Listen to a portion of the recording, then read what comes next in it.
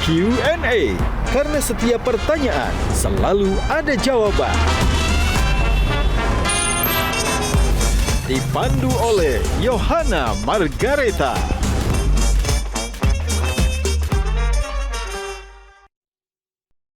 Dipersembahkan oleh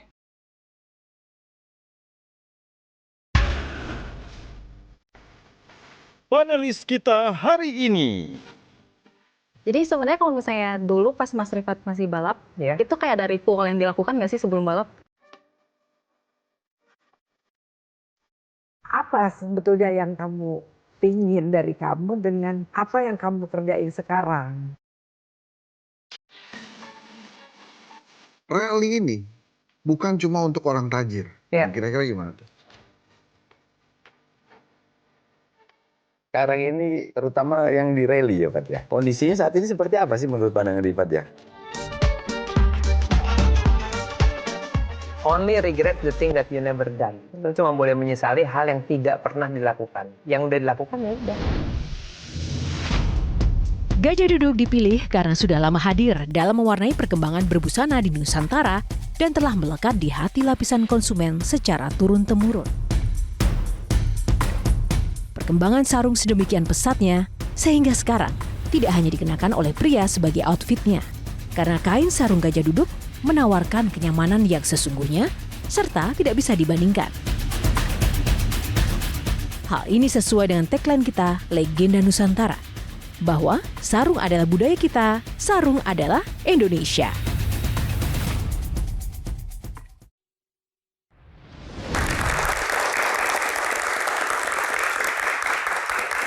Halo pemirsa, jumpa lagi bersama saya Yohana Margareta dalam program spesial Metro TV Q&A. Karena setiap pertanyaan selalu ada jawaban. Pemirsa, terima kasih kepada Anda yang sudah setia menonton Q&A dan juga terima kasih untuk para penonton yang hadir di studio kali ini. Terima kasih teman-teman mahasiswa dari Jakarta. Tentu saja karena Anda sudah luar biasa, ada bintang tamu yang kami hadirkan kali ini tidak kalah luar biasanya. Sosok inspiratif yang dikenal sebagai pembalap rally Indonesia yang telah meraih prestasi di berbagai ajang balap nasional maupun internasional. Tentunya sosok ini tidak asing lagi bagi Anda dan juga masyarakat Indonesia. Nah, siapakah dia? Kita simak dulu cuplikan video yang satu ini.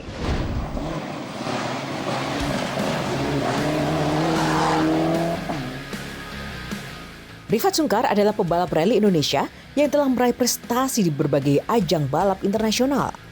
Lahir dalam keluarga pecinta otomotif, ia tumbuh menjadi sosok yang disegani di dunia rally dengan 8 gelar juara nasional dan pengalaman balap di kejuaraan bergengsi seperti Asia Pacific Rally Championship dan World Rally Championship. Momen penting dalam karir balap Rifat Sungkar terjadi pada tahun 2006 ketika Indonesia untuk pertama kalinya mengirimkan tim Asia Pacific Rally Championship dengan nama Indonesia Rally Team. Rifat berpasangan dengan co-driver M. Herkusuma dan mereka berhasil menempatkan bendera merah putih di podium juara sebanyak 3 kali dalam musim debut mereka. Keberhasilan ini pun mengukuhkan posisi Rifat sebagai salah satu pebalap Indonesia terbaik di kelas internasional.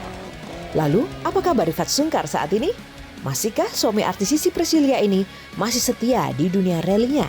Langsung saja kita tanya, karena setiap pertanyaan selalu ada jawaban. Langsung saja, kita akan undang bintang tamu kita malam ini, Rifat Sungkar. Halo Mas Rifat, tepuk tangannya dong, lebih keras lagi. Halo. Apa kabar Mas? Kabar baik sekali. Sibuk apa nih sekarang nih? Kemana aja? Lama nggak kelihatan ya? Iya, lagi sibuk. Kalau sekarang yang paling sibuk adalah saya jadi wakil ketua umum IMI, IMI Mobility khususnya untuk membawa ke semua komunitas. Terus sibuk ya ngajarin adik-adik supaya bisa jadi pembalap yang lain. Saya udah lama balapan terus, masa saya terus. Jadi ya waktunya untuk mengajarkan mereka. Dan terakhir ya banyak spend time sama keluarga aja. Inilah regenerasi, tipe pemimpin banget nih ya. Baik, Mas Rifat, terima kasih sudah berkenan di Q&A. Sebelum duduk ke situ ada syaratnya dulu. Jawab pertanyaan cepat ya. Rally atau drift? Rally. Pasta atau nasi goreng? Pasta. Mobil klasik atau mobil sport? Mobil klasik pasti 100%. Koleksi mainan Lego atau koleksi mobil? Mobil lah. Mobil, Itu lebih penting. Lebih penting mobil dari istri. Nah ini pertanyaannya, balap atau istri? Istri. Istri, tepuk Iya tangan, dong. terima kasih. Kalau nggak diizinin saya nggak balap soalnya. Oh ya, terima kasih. Kalau kekiannya atas izin istri juga ya, Mas? Oh nggak perlu kalau itu. Oh nggak perlu ya? Aman aja. Oke, baik, terima kasih. Mas Rifat, seperti biasa setiap balap kan ada aturannya. Di Q&A pun juga ada aturannya. Kita mau buka box dulu, ada topik yang akan kita bahas pada malam hari ini. Yang pertama, pilih box nomor berapa? Nomor 2. Nomor 2, kita buka box nomor 2. Racing Boy. Ya, walaupun kita udah tahu seorang Rifat ini kan ya racing boy ya. Tapi kita pengen lebih tahu lagi sejak kapan mendapati dirinya ini sadar, aku ini bakal jadi pembalap nih. Bakal jadi pembalap keren pula. Itu kapan menyadari punya bakat itu? Kapan ya? Dulu cita-cita saya tuh sebagai jet fighter pilot tempur, tapi nggak boleh. Lebih ngeri, kenapa? Ya, karena nggak jejak tanah kali kata kakek saya. Jadi mendingan saya pilih yang ngebut juga tapi tempat yang benar. Ya sejak umur berapa? Saya mulai tuh umur 14 apa 15 14 gitu. tahun. Tapi dari 1 sampai 14 tahun itu ngapain? Dididik menjadi orang tua apa? saya tuh berempat. Papa paling tua, 3 adiknya dan papa tuh pembalap. Mama saya berempat. Mama dan semua adiknya pembalap. Kakek nenek saya itu pembalap juga. Jadi kalau saya jadi penyanyi itu pasti salah arah. Jadi saya pasti mau jadi pembalap ketika saya gede. Pembalap ya, Iya. Oke. Tapi Mas Rifat kan katanya jadi pembalap itu kan butuh modal yang mahal, biaya yang besar. Iya. Tidak semua orang kan kayak Rifat Sungkar ya, emang dari Betul. lahirnya sudah mungkin silver plate, gold Iya. plate malah. Iya. Itu gimana dong caranya? Saya sih menjadi orang yang cukup beruntung menurut saya karena saya punya kesempatan untuk bisa melihat dunianya. Tapi mungkin tanggapan itu harus saya klarifikasi dulu karena saya memulai semuanya pakai modal saya sendiri. Jadi dulu bapak saya ngajarin saya dagang ban, pelek, kaos, bahkan roti di sekolah itu untuk bayar pendaftaran, untuk nyewa mobil ibu saya. Ibu saya punya mobil, ibu saya rally. Jadi kalau saya pinjem barang nggak apa-apa, boleh balikin sesuai dengan aslinya. Jadi setiap kekalahan tuh buat saya sangat amat menyakitkan. Soalnya udah bayar bon nggak menang pula kan. Pernah sesusah apa sih seorang Rifat Sungkar untuk membangun karirnya sebagai seorang pembalap? Saya itu balap pertama sampai hari ini mekanik saya itu masih sama. Jadi saya pernah balapan dalam 1 tahun, ban saya cuma punya serep 2, toolkit 1, mekanik 1, sama jerigen 1. Sementara semua orang punya segalanya. Karena saya saking nggak mampunya, karena uang saya habis hanya untuk bayar pendaftaran sama running cost. Spare part nggak ada. Nah, gara-gara itu saya bilang, kalau semua orang ngandelin mesin dikencengin, berarti semua orang bisa. Gimana kalau saya balik? Kenapa nggak skillnya yang dinaikin, fasilitas seadanya? Jadi saya berlatih ini ya, ini nggak bohong. Setiap kali saya pulang sekolah dulu, saya sangat berharap hujan. Kenapa hujan? Soalnya saya berangkat ke track saya rally, saya datang bawa mobil balap saya nih, saya nyetir sendiri, di belakang tuh mobil pickup bawa tali. Karena kalau hujan, kemungkinan besar kan mobil nyangkut sana nyangkut sini. Dan saya latihan waktu nggak ada siapa-siapa. Saya berharap kalau balapan hujan. Karena hujan nggak peduli mobil kencang atau pelan. Tapi siapa yang paling pintar. Jadi USP dari kita tuh harus ditemuin di saat itu. Jadi kalau hujan I don't care mobilnya sekencang apapun pasti saya di depan. Karena saya ada effort lebihnya dibandingin orang lain. Wow. Tadi kan sempat bilang bahwa yakin bahwa balap ini ada masa depannya. Yakin. Tapi apakah iya punya masa depan di Indonesia dan apakah masih relevan dengan budaya dan juga image olahraga di Indonesia yang saat ini yang paling mendominasi kalau nggak bola, badminton, begitu? Enggak sih, it's fine. Karena saya bisa bilang saya sebagai contoh kasus yang mungkin bisa direplikat oleh generasi sekarang. Saya tuh kalau ngomongin sekarang, pembalap sekarang, ada yang lebih cakep, ada yang lebih muda, ada yang lebih punya banyak duit, mungkin ada yang punya talent. Tunggu, gitu. memangnya kalau pembalap cakep itu ngefek ya Mas? Suka Tadi nggak soalnya suka, disebut. suka nggak suka itu ada USP sendiri. Karena Indonesia suka drama, tahu kan? Ya kenapa sinetron-sinetron ini pada laku gitu? Kenapa tontonan serius lebih nggak laku daripada sinetron? Kenapa? Karena mereka suka lihat sosok, suka lihat cerita. Nah, bicara masalah cerita, dari itu semua yang paling penting tuh mereka harus bisa public speaking. Dan itu orang nggak terlalu aware. Kita tuh harus jadi sosok inspirasi kan. Sekarang gini deh, kita disponsorin. Tujuannya apa? Menang. Enggak sih menurut saya. tujuannya adalah membuat sponsor itu populer kan. Kenapa harus taruh di saya? Kenapa nggak taruh di billboard? Karena saya harus bisa bercerita, menjual cerita saya menjadi nama besar, sponsornya senang. Aduh, berarti berat banget ya beban jadi pebalap di kita, harus cakep ya Mas ya? Iya, menurut saya plus poin 1 lah. Oh gitu ya? Iya, saya gendut aja ya, nggak cakep lumayan lah. Tapi Saya nggak gendut. bilang sih. Nama saya Rifat, jadi emang udah pasti gendut. Rifat. Kalau saya mau kurus harus jadi Rifit. Rifit. Mas, tapi bicara soal itu ya, itu kan Mas Rifat men-shaming diri sendiri ya? Iya ya. Iya dong gitu. Memangnya pernah ada yang ngatain soal body shaming atau pernah dibully nggak sih seorang Rifat Sungkar? Karena kan ya oke lah, berada udah tajir nih ya kan, pebalap pula, oke good looking pula. Jadi apa yang kekurangan? Tapi pernah nggak dibully? Sering. Tentang Ya karena saya lebih besar daripada yang lain. Oh, Tapi saya ambil baper itu nggak? semuanya enggak. Justru saya ngambil itu semuanya justru jadi senjata saya. Kalau saya kalah ya pantas, kalau saya menang, kenapa lu nggak jadi gendut? Kenapa kalah sama gua? Iya oke kan? boleh sih. Oke.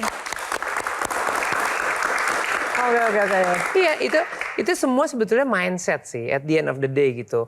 Kenapa sekarang saya bisa dapetin ini semua? Soalnya saya tahu value saya ada di mana. Nah, siapa yang menginspirasi Rifat Sungkar dan paling berperan menjadikan Rifat sosok seperti ini dengan value-value tadi? Untuk komunikasi pasti saya belajar banyak sama almarhum papa saya. Karena papa saya itu sangat dekat sama media.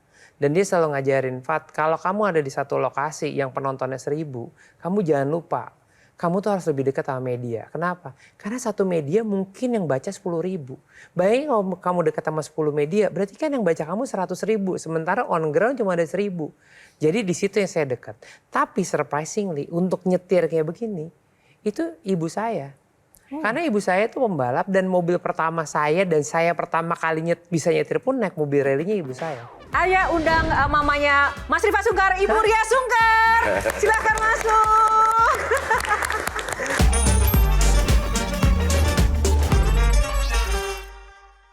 Dipersembahkan oleh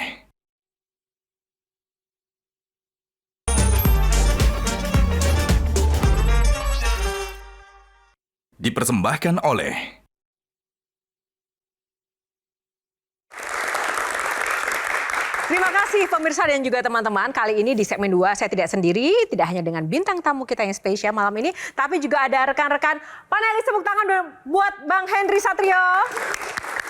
Ada Wendy Walters, influencer kita. Wah, suhu kita Bang Jeffrey JP. Tepuk tangan dong. Mas Rifat, pasti dong ini ahli semua dong nih. Yes. Sohib ya, kenal ya? Betul sekali. Nah, sebelum saya kasih kesempatan para panelis kita malam hari ini, saya ingin bertanya satu hal. Tadi sebelum kita jeda break, Mas Rifat kan memang menyatakan ibu adalah sosok inspirasi utama juga ya secara teknis untuk peningkatan karir sebagai pebalap. Tapi yang ingin saya tanyakan adalah kenapa sih menjadi pembalap seolah-olah itu hanya untuk orang kaya begitu? Olahraga ini, benar nggak demikian? Beneran nggak benar, tapi paradigma pembalap itu harus orang kaya, menurut saya itu baik. Baik. Iya, karena orang kaya lah yang bisa ngegaji banyak orang untuk kerja dalam tim.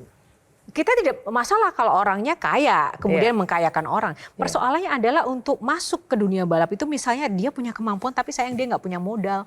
Itu gimana? Nah, itu ada hal yang paling salah di Indonesia. Menjadi pembalap itu nggak mesti nyetir. Karena tim balap itu kayak perusahaan. Kita bisa mulai dari ban, dari mekanik, dari engineer, dari tuner, dari navigator, jadi manajer, sampai jadi pembalap. Orang tuh cuma straight to the point aja kan, saya pingin jadi pembalap. Karena tim balap tuh gede. Sekarang let's say deh, tim F1 gitu ya, pembalapnya 1 kan. Di dalam sebuah tim F1 itu karyawannya ada 200. Tapi yang kelihatan cuma 1 orang. Nah orang-orang ini selalu melihat punya satu tujuan.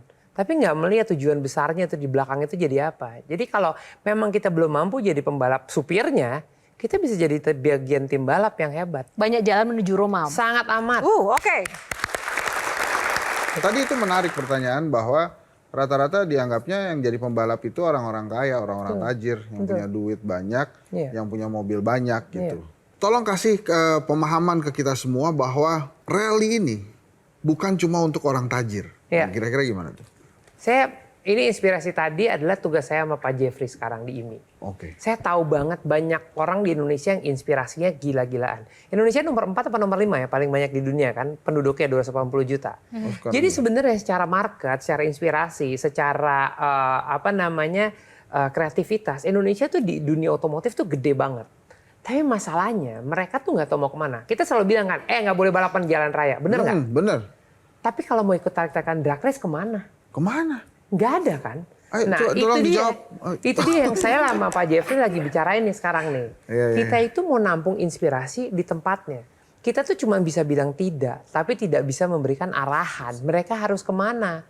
Karena tujuannya gitu, kalau gue nggak boleh drag race, tarik-tarikan di jalan, berarti harus jadi pembalap F1. No, in between tuh banyak banget. Kan tadi pertanyaannya kan, kalau nggak ini buat orang-orang yang punya uang, ini jadi buat apa? Kita start ini sebagai karir. Kalau melihat Rifat Sungkar ini, apa sih yang paling mendominasi kenapa dia bisa menjadi pembalap sukses? Karena tajir kah?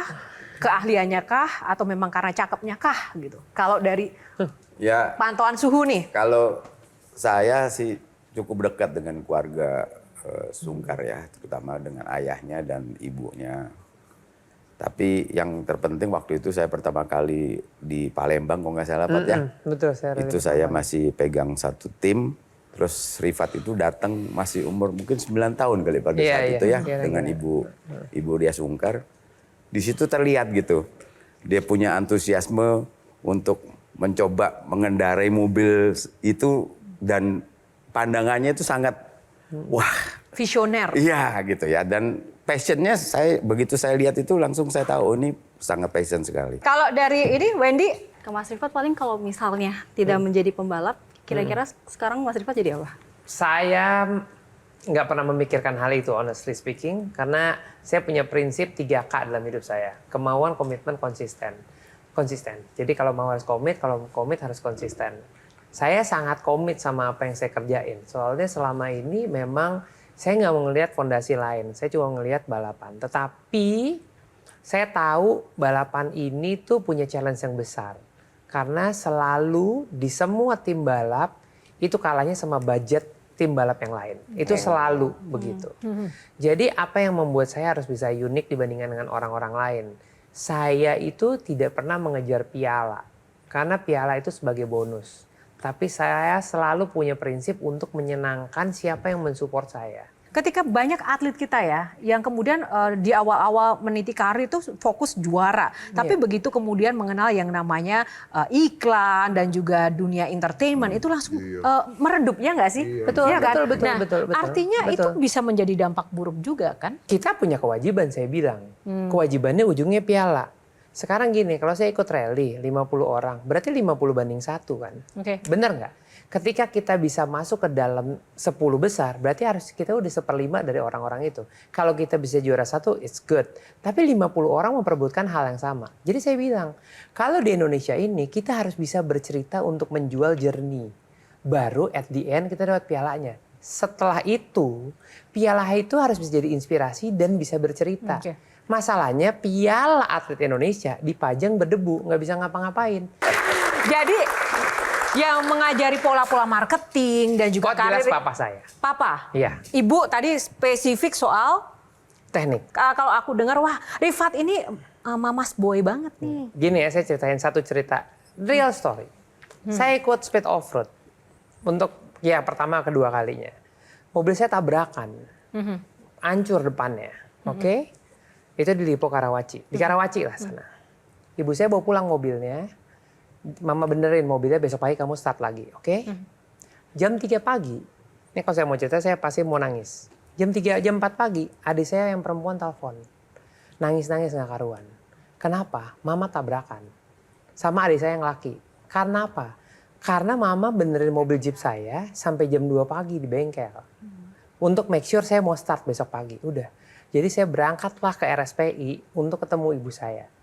Jam 5:30 pagi, saya lihat ibu saya di tempat tidur rumah sakit, mukanya abis nabrak kaca. Seadanya ini darah semua. Sedarah-darahnya gitu. Terus ibu saya hampir nggak sadar. Terus ngeliat saya datang. Pas saya datang, dia bilang, Rifat, kamu ngapain di sini? Iya mah. Mama tabrakan, jadi Rifat harus datang. Dia cuma bilang gini, Rifat, mobil kamu udah selesai. Kamu start aja. Ya. Start aja sambil megang tangannya sampai gemeteran.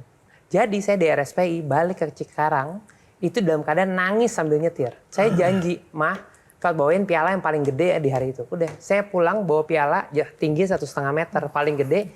Saya balikin ke ibu saya di sore itu juga, Mah, Eva juara 1. Wow. Kalau bisa Dan juara satunya ada yang lucu. apa? Saya nggak bakal lupa. Rekor di tempat itu waktunya 4 menit 58. Dipecahin sama teman saya 4 menit 57 di hari itu. Saya start bareng, dipecahin lagi sama orang 4 menit 56. Waktu saya finish 4 menit 43. Jadi saya 13 detik lebih kenceng dari yang paling kenceng. Karena semangatnya semangat ibu saya. Semangat ibu ya. Oke, kalau kayak gitu biar lebih semangat kita langsung aja undang mamanya Mas Rifat Sungkar, Ibu Ria Sungkar. Silakan masuk. Tepuk tangan lebih meriah dong. Ada. Wah. Tentu nggak salah ngomong. Apa kabar, Tante? Terima kasih sudah berkenan hadir. Boleh memeluk mamanya dulu. Udah mau nangis. Ada di sini tadi. Aduh. Tepuk tangan untuk Ibu Ria Sungkar. Ibu Ria, selamat datang di Q&A. Terima kasih Ya, sudah terima berkenan kasih hadir. undangannya. Kita pengen tahu tadi kan Mas Rifat sempat bilang sosok ibu ini berpengaruh untuk karir balapnya seorang Rifat Sungkar. Bahkan membuat dia menjadi juara, memotivasi saat tadi ada cerita ibu sempat kecelakaan tabrakan tapi membiarkan sang anak ini terus balap, seolah-olah jangan perhatikan ibu, kamu harus tetap berlomba. Kenapa sih ibu pengen banget anaknya jadi pebalap, Bu? Padahal kan resikonya besar. Sebetulnya bukan saya minta dia untuk jadi pembalap, tapi itu hanya mengalir begitu aja mungkin dari darah keluarga. Jadi saya juga dapatnya dari ibu saya dan ayah saya. Kemudian turun ke saya, adik-adik saya, kemudian juga langsung menuju ke cucu-cucunya atau anak-anak saya. Jadi kalau resiko itu di dalam dunia otomotif itu, resiko itu harus ditekan sampai kalau bisa 0%. Saya selalu bilang sama Rifat, jangan ambil resiko untuk ini. Tapi kalau dia mau berprestasi, ya memang harus komit dengan apa yang dia punya, kemudian skillnya juga harus ditingkatkan. Apa sih harapan yang ingin dilihat seorang mama kepada anaknya di masa yang akan datang? Keluarga saya itu adalah keluarga otomotif, keluarga pencinta otosport yang berkaitan juga dengan lalu lintas dan lain-lain. Jadi saya lebih fokus kepada dia untuk mengembangkan dunia otosport ini bukan hanya untuk dia pribadi, tapi juga untuk pencinta dari anak-anak muda sekarang. Kan banyak sekali yang punya potensi untuk menjadi pembalap tetapi belum sampai ke sana. Nah itu yang saya minta untuk Rifat itu untuk bisa kasih pelajaran lah kepada mereka atau kepada motivasi kepada mereka bagaimana untuk mencapai satu prestasi yang tersendiri dan itu perlu disiplin. Sedisiplin apa sih, sekeras apa sih Tante ngajarin Rifat Sungkar? Pertama soal waktu, itu yang paling utama. Jadi kalau dulu waktu masa remaja, orang berpikir bahwa kalau yang namanya dunia balap itu hanya tancap gas, kemudian juga asal kenceng dan lain-lain. Tapi bukan hanya itu gitu, tetapi juga bagaimana dengan waktu tidurnya dia. Gitu. Jadi sebelum jam 9 itu dia udah masuk kamar. Termasuk yang ngeyel, bandel gitu nggak? Oh bandel. Sebandel apa sih Rifat Sungkar, Tante? Boleh dong dibagi rahasianya? Sebandel apa sih? Ya suka curi-curi. Saya udah Juga anak-anak. juga tahu gitu kan.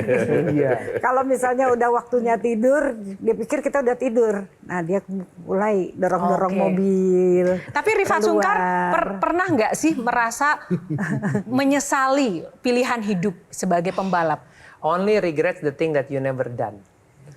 Lu cuma boleh menyesali hal yang tidak pernah dilakukan. Yang udah dilakukan ya udah. Di luar dari menjadi seorang pembalap, kira-kira akan menjadi apa?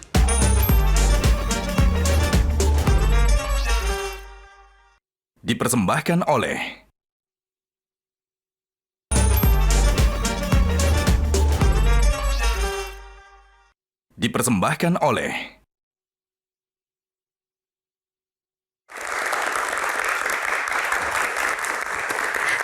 kembali di Q&A masih bersama bintang tamu kita, Rifat Sungkar. Nah, kita pilih box lagi. Mas Rifat, pilih box nomor berapa kali ini?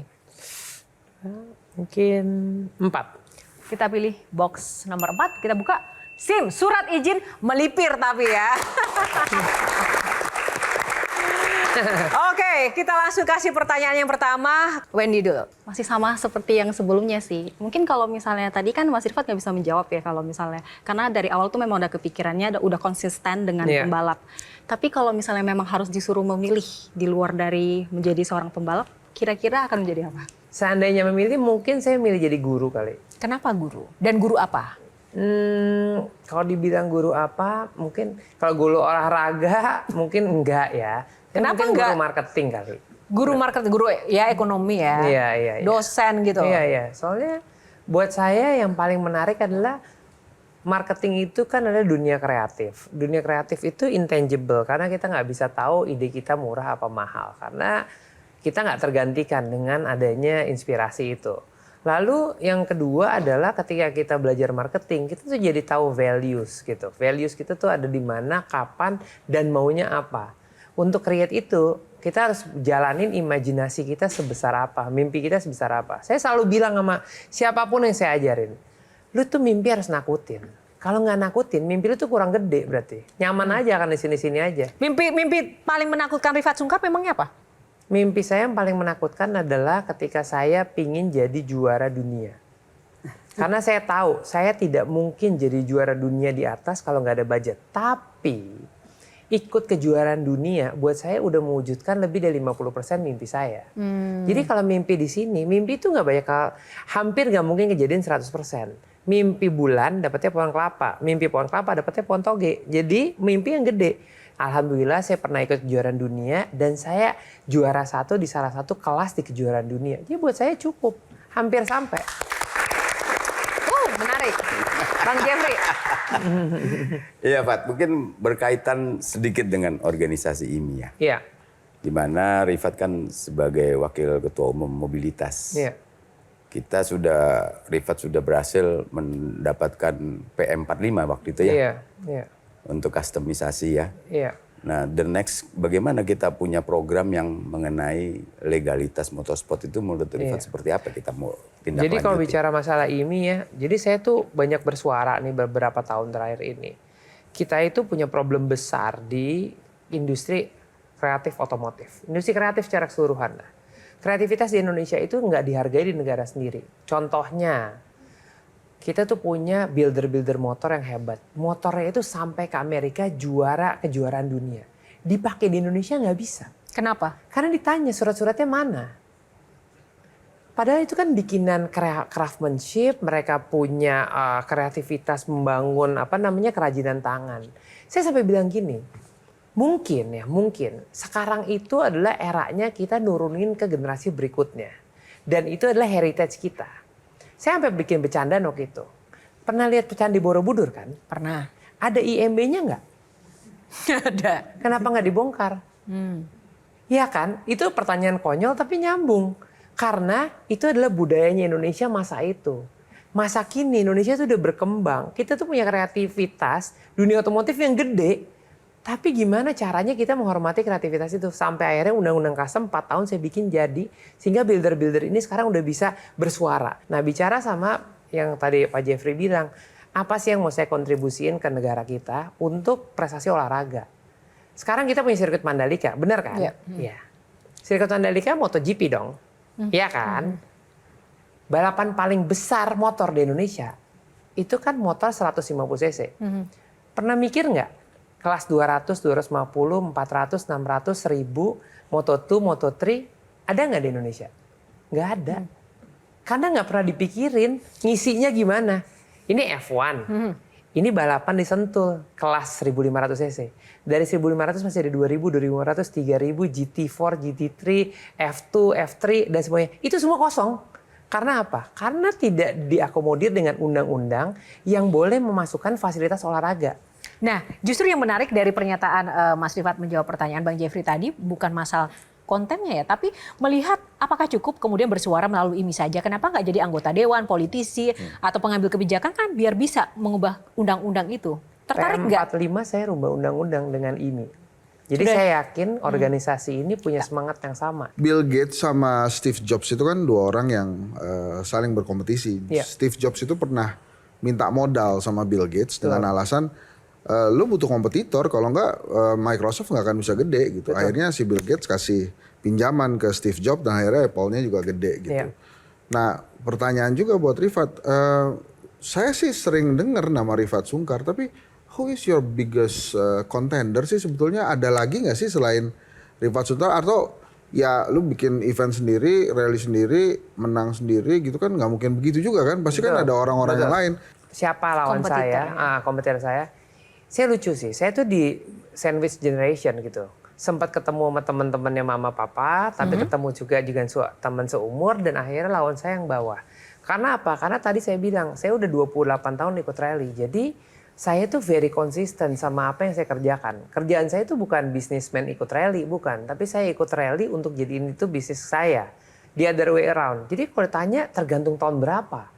Karena mappingnya itu saya ada 4. Sampai tadi saya cerita sama Wendy gitu. Saya bilang saya tuh yang bawa drifting Indonesia pertama kali tahun 2005. Saya bikin komisi drifting Indonesia tahun 2008. Kenapa? Karena saya orang marketing lagi. Saya tahu drifting itu bukan olahraga awalnya. It's full entertainment. Tapi ingat nggak, di umur berapa kita prime waktu kita balapan? Di umur 20-an. Anak umur 20-an suka apa? Suka entertainment. Jadi karena ini potensinya gede, makanya saya care banget. Ini future-nya balapan Indonesia nih. Fokus di belakang ini ada satu foto mobil kan. Ini mobil adalah jawaban tadi. Siapa kontender saya? Waktu saya sempat berhenti ikut rally 8 tahun, saya ingin balik ke Indonesia untuk ikutan. Tapi kalau saya ngikutin ego saya akan beli mobil WRC. Itu ego saya. Cuman kalau saya menang, yang tahu siapa? Anak rally doang. Iya kan? Jadi kebetulan saya ambasadornya merek ini, saya bilang, saya mau bikin mobil rally dari minibus. Terus orang bilang, lu gila bikin mobil rally dari minibus. That's the point. Karena saya akan menjadi atensi dunia. Masa balapan naik minibus 7 penumpang, iya kan? Jadi bukan anak rally doang yang ngasih atensi. Semua pemilik mobil itu. Dan akhirnya ini mobil jadi trending topik dunia. Ketika mobil ini gede, saya colek merek sebelah. Emang nggak mau lawan gua? Tuh ada pembalap hebat kok, satu lagi. Sewa dong dia. Udah, jadi saya dan dia berkompetisi. Akhirnya bukan saya dan dia berkompetisi. Merek sama merek berkompetisi. Ketika merek sama merek berkompetisi, coba apa yang dilakukan sama mereka? Perang marketing kan? Ujungnya yang populer apa? Pembalap ya. Oke. Karena sering diliput sama media. Itu ngerti ya. Satu pertanyaan lagi boleh? Aduh, kayak Enggak, saya mau nanya ke tante nih. Oke, sekarang ke karena udah ini ya, udah super clear ya dari ini ya Tante, anaknya. kalau cucu-cucunya jadi pembalap, boleh nggak? Boleh aja. Kebetulan cucu saya 9 sekarang. Pembalap semua? Enggak. Itu gimana ketemunya tante kalau pembalap semua? Kan ngebut semua tuh. Susah. Cucunya 9. Kebetulan anaknya Rifat 1 senang balap. Kemudian 3 yang dari Rizal. Jadi 4. 3 atau 4 atlet. Jadi semuanya. Dan saya ikut support sampai sekarang kalau mereka balap, mereka pergi ke sirkuit dan lain-lain. Tetap saya ikutin seperti dulu halnya waktu Rifat kecil. Kalau dari sisi seorang mama, ada nggak yang ditanyakan seorang ibu, Ria Sungkar, ke putranya, Rifat Sungkar? Ya, dengan dunia otomotif sekarang memang fullnya kamu itu kan ke situ. Kemudian apa sebetulnya yang kamu pingin dari kamu dengan apa yang kamu kerjain sekarang, terutama di dunia otomotif ini, dunia otosport ini? Honestly saya udah nggak mau balapan lagi sih. Itu yang saya bilang. Iya. Itu yang saya bilang. Rifat mendingan tidak usah balap lagi. Karena untuk selama 20 tahun dia berprestasi, dia menang itu udah hal yang biasa. Menjadi kalah itu menjadi omongan. Ini kan ilmunya kamu itu kepada junior-junior kamu saat ini. Itu waktunya sekarang. Sebetulnya gitu. Foto ini tuh adalah foto momen pikiran saya berubah. Ini foto ini persis Bang. Tahun berapa ini? 2021. Apa 2022 ya, Maya? Fotonya ada 3. Ini yang paling di tengah lah. Oh, yang di tengah. Gitu. Ini setelah 8 tahun saya nggak ikut. Saya ikut datang ke Rally Indonesia dengan mobil 7 penumpang inilah. Saya menang juara 1. Di menit itu lagi nunggu finish nih sebelum foto ini, saya mikir. gila ya, gue seneng sama susah sama sedih tuh jadi satu ya. Senengnya adalah saya masih bisa loh menang. Tapi sedihnya, kemana aja mereka 8 tahun, kenapa masih gue yang menang? Nggak pantas nih kayak gini. Akhirnya dari hari itu saya janji, saya bakal ngajarin orang banyak. Makanya sekarang yang juara rally juara 1, 2, 3, 4, 5 murid saya semua. Dan saya sekarang lagi fokus. Dan sekarang saya lagi fokus juga mengembangkan driver-driver perempuan. Kenapa? Suka nggak suka. Konsep yang lagi diikutin sama Wendy, WDC, Women Drift Challenge, itu merubah persepsi balapan Indonesia. Awareness mereka tinggi banget. Ada satu orang juga di rally yang saya lagi create supaya ini perempuan umur 20-23 tahun bisa jadi Rifat Sungkar berikutnya. Nah, kalau saya nggak tahu dia ngetutupin pintu ntar di rumah. Siapa? Namanya siapa?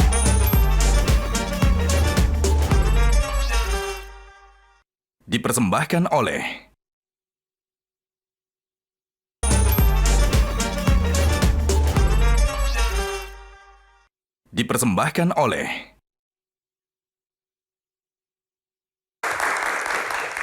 Seru sekali masih bersama Rifat Sungkar. Terima kasih Mas Rifat. Namun kita akan lanjutkan lagi topik dan box selanjutnya. Pilih nomor berapa? Saya genap-genap 2 kali 4, 8 deh. Oh, kalkulatif ya, milih Iya box dong. saja ya. Baik. Oke, live love. Oke. Kita lebih personal lagi, ingin menggali apa makna cinta bagi seorang Rifat Sungkar dan apa yang benar-benar bikin dia tuh happy menjalani hidup ini ya. Nah, lebih dalam lagi mungkin karena sudah mengenal sejak kecil sosok Rifat, silahkan pertanyaan yang pertama, Bang Jeff. Oke, menurut Rifat sekarang ini terutama yang di rally ya Pak ya, kan hobinya di rally, yang bikin passion di rally. Kondisinya saat ini seperti apa sih menurut pandangan Rifat ya? Perkembangan rally kita di Indonesia. Saya sama Rally Indonesia lagi bangga-bangganya Om. Soalnya saya Desember kemarin berangkat ke Rwanda untuk konferensi FIA. Cita-cita saya tuh pingin banget rally dipandang di dunia lah gitu. Kok bisa dari 136 negara yang dipresentasikan adalah development dari tingginya rally Indonesia. Rally Indonesia selama 3 tahun terakhirnya dianggap paling tinggi perkembangannya sedunia. Karena waktu saya menjabat ketua komisi rally bareng sama Jeffrey juga, saya tuh mikir, karena saya cinta banget nih sama nih rally. Mikir ya, kenapa sih rally itu segini-segini aja? Soalnya saya baru ngeh. Rally itu ibaratnya musik rock. Sekarang orang-orang tuh sukanya K-pop. Jadi pelakunya tuh udah gak nyambung. Dianggap mainan bapak gua. Akhirnya saya kumpulin teman-teman semua. Gini deh. Kan sekarang eventnya dikit, tapi hadiahnya gede. Boleh nggak kita balik? Hadiahnya dihilangin supaya IO untung, tapi eventnya banyak. Deal nggak rame-rame? Deal. Peserta dari 30 jadi 150 sekarang. Event dari 4 jadi 13 sekarang. Dan ternyata alhamdulillah progres kita itu bukan kedengaran di Indonesia, kedengaran di lembaga internasional dunia. Jadi saking cintanya saya sama rally, saya ngerasa udah waktunya lah kejuaraan dunia rally itu datang ke Indonesia. Dan alhamdulillah beberapa tahun, enggak beberapa lah ya, kalau nggak 2 tahun, tahun depan atau 2 tahun lagi lah mudah-mudahan datang ya gara-gara progres ini. Oke. Ada sedikit games, silahkan. Kalau Pak Rally itu tidak hanya jago balapan tapi jago nggak ya untuk nebak gambar. Kita mau tebak gambar ini, Mas Rifat tahu nggak wajah siapa? Kita buka. Siapakah dia? Siapa? Itu sebelah kiri tuh. Masa sih? Iya. Yakin? Siapa namanya? Siapa Ibu namanya? Ria Sungkar. Ibu Ria Sungkar, benarkah teman-teman? Kamaria Ekawanti Gondokusumo atau Ibu Ria Benar Sungkar. nggak? Benar. Padahal cuma ininya ya. Kita tebak siapakah dia yang kedua. Oh, bos saya nih. Bamsud Siapa? nih. Pernah jadi bintang tamu Q&A. Masa sih siapa namanya? Bamsud. Bener nggak sih? Coba. Bener lagi. Tepuk tangan dong. Hebat ya. Berpengaruh dalam kehidupan ya, jadi pebalap itu kan punya insting.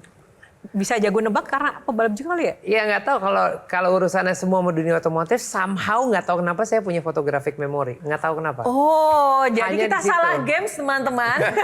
Habis ini yang ketiga salah biasanya sih. Oke, yang ketiga nih. Yang ketiga. Hah? Inilah Tuh siapa. bener nggak?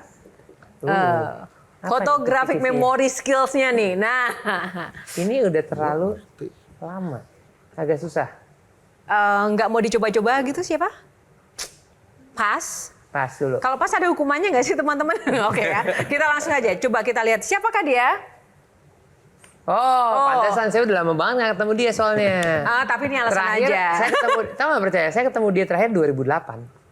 Iya, ini teammate saya dulu di tim STI. Yang keempat sekarang.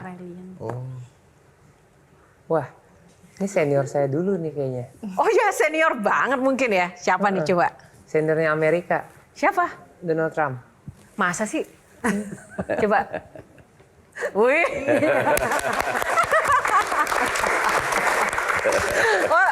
Mau jadi presiden juga nih jangan-jangan ya kan? Senior presiden loh. Oke, seniornya presiden. Emang dia ada kaitannya sama otomotif juga? Alhamdulillah sih belum ya. Enggak, bukan Donald Trump yang terkait otomotif, tapi Mas Rifatnya pengen jadi presiden mungkin karena dianggap senior. Nah, kode nih ya, catat ya. Next, masih ada? Hah, kalau saya nggak tahu dia nggak tutupin pintu ntar di rumah. Siapa? Namanya siapa? Kali aja ada yang nggak tahu. Kali aja salah loh, bisa loh. Sisi Presilia mungkin. Masa sih? Iya. Siapa Bisa. sih? Coba. Soalnya mirip banget sama adeknya. Untung aja bukan yang ini yang salah ya. Oke, terima kasih. Berarti 4-1 ya, tetap menang sih. Emang juga kompetisinya tuh instingnya jago juga ya. Menang karena saya menang kok, tenang aja. Oh ya, bicara soal Sisi ya. Pernah nggak cemburu ketika Rifat ini masih di balap, kan pasti dikelilingi oleh cewek-cewek cantik atau mungkin Ngapain dia harus cemburu, orang dia yang menang? Paling cantik ya? Iya. Jadi sebenarnya kalau misalnya dulu pas Mas Rifat masih balap, itu kayak ada ritual yang dilakukan nggak sih sebelum balap? Ada. Iya. Ada. Apa kira-kira? Tadi kan mama saya bilang gitu, kebiasaan saya tidur jam 9, percaya nggak percaya masih sampai hari ini. Jadi kalau saya mau pergi malam nih ceritanya, siang saya tidur, sore saya tidur minimal, gitu. Dan itu jadi ritual. Kalau balapan, dikala semua orang itu udah lagi siapin mobil, tungguin gitu, kalau saya nggak pernah nungguin mobil saya justru. Karena saya taruh rasa kepercayaan saya sama mekanik saya. Dan sampai sekarang nih, karena mereka udah tahu, saya tuh nggak terlalu perintilan, mereka tuh akan menyiapkan kendaraan saya sebaik-baiknya. Yang saya lakukan cuma duduk, setting bangku, sip. Karena mereka udah tahu. Kita tuh suka jadi annoying sebagai pembalap kalau banyak maunya. Jangan lupa, kalau kita jadi dia juga capek banget. Jadi ya udah, kalau mobil kita nggak sempurna, sempurnain gaya nyetirnya sesuai dengan mobilnya. Saatnya closing statement, Mas Rifat, boleh kepada pesan anak-anak Gen Z sekarang, para pemirsa Q&A kali ini. Oke, satu pesan dari saya adalah jangan selalu punya alasan nasib kita gara-gara garis tangan. Salah. Tapi tangan kita bisa berbuat apa untuk mewujudin mimpi kita. Jadi nggak usah percaya sama tahayul itu, tapi do your best karena kita udah dikasih gift untuk ngejar mimpi kita. Jadi kejarlah walaupun itu menakutkan. Kejar terus walaupun menakutkan dan jangan pernah takut bermimpi. Siap teman-teman yang ada di studio mahasiswa Jakarta nih? Siap dong, terima kasih. Terima kasih Mas Rifat untuk waktu berbaginya. Sama-sama. Terima kasih para panelis, tepuk tangan buat para panelis kita. Thank you. Dan tak lupa terima kasih untuk Anda pemirsa di rumah dimanapun berada yang sudah setia menonton episode Q&A pada kali ini. Tak lupa terima kasih juga untuk Sarung Gaya Duduk yang sudah menyediakan busana yang saya kenakan pada malam hari ini. Sarung Gaya Duduk Legenda Nusantara yang ada tulisan Arabnya. Dan kita akan berjumpa di episode Q&A yang inspiratif lainnya. Karena setiap pertanyaan selalu ada jawaban. Saya Yohana Margarita Wijeri. Sampai jumpa. Terima kasih Mas Rifat. Terima kasih.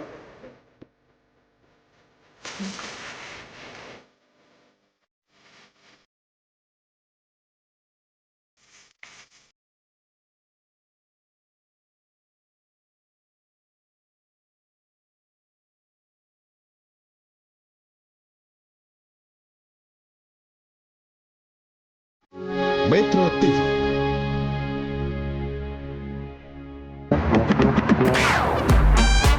Q&A, karena setiap pertanyaan selalu ada jawaban. Dipandu oleh Yohana Margareta.